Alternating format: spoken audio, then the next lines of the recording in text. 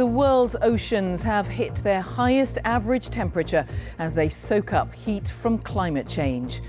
Scientists say they're worried that the average surface temperature has reached nearly 21 Celsius, significantly above what's expected at this time of year.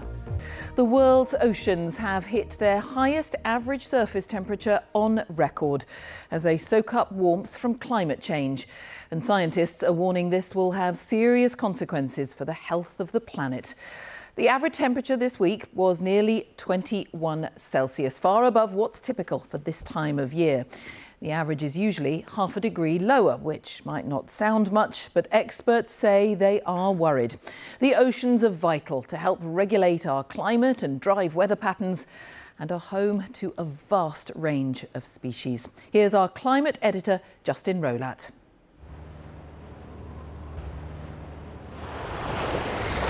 Marine scientists send down an array of instruments to assess the impact of warming seawater off the coast of Plymouth. Have we got a reading for today yet, do you know? I heard them say something around 18 or 19, which is 4 degrees higher than it should be. One of the most dramatic heat waves ever recorded in UK seas has just subsided, part of a global trend of warming waters. Well, the ocean temperature, or the ocean itself, is what regulates the temperature of the globe. So when we see the very thing that regulates the temperature of the globe increasing in temperature, that should be a cause for concern.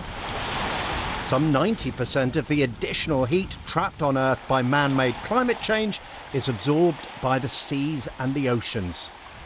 Let's take a look at just how high average global sea surface temperatures have been this year. The grey area shows the range of temperatures over the last 40 or so years. Now look at this. The red line shows this year's temperatures. Look how it peaks at 20.96 degrees Celsius, far above the average for this time of year. And now look at this. That peak temperature is the result of a series of heat waves in the seas and oceans around the world. The redder the colour, the more intense the heat wave. And just look at the heat building up in the North Atlantic and also in the Mediterranean. And you can also see heat building in the Pacific Ocean. That's the beginning of the regular El Niño weather fluctuation. It is a disturbing trend, say scientists. Water temperature is a key driver of ocean currents, and they, in turn, help determine the weather. If currents change, if the Gulf Stream slowed or stopped, for example, that would have a huge effect here in the UK.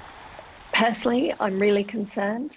People's perspective is that the ocean, it's so big, it's so vast that it can buffer, anything that humanity can throw at it. And the reality is that's not the case. That everything has its niche within the ocean, and it's incredibly easy to break that niche and influence it and upset it.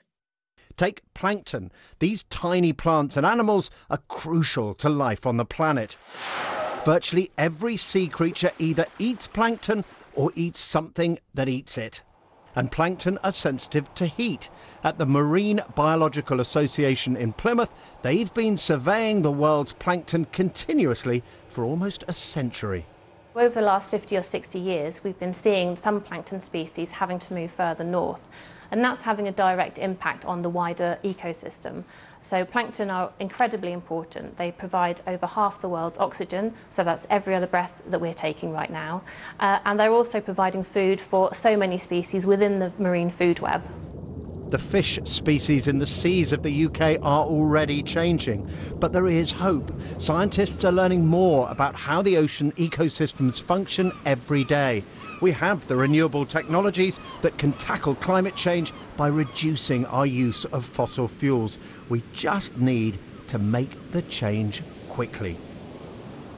And Justin is with me. And scientists really are worried by this, Justin, aren't they? They are worried. This is a global average, so it's taken across the whole of the world's oceans. You wouldn't expect it to vary very much, and yet we saw in that graph I had, it's more than half a degree Celsius above what it should be. That's a very significant change. The other thing is that this temperature, this record temperature, is being recorded at the wrong time of year. 60% of the world's oceans are in the southern hemisphere. It's the middle of the southern winter later. You'd normally expect it at the end of the summer in March. You'd expect global peaks. We're seeing at the end of July in August. And the third thing is the thing I mentioned in my report, the El Nino, this weather fluctuation that means that the Pacific Ocean is warming. Now, that is just beginning. So we've got a record temperature now. We know heat is building in the Pacific Ocean. We know it's going to peak towards the end of this year, so October, November this year. We can expect many more hot days and weeks. We can expect many more records to be broken, I suspect.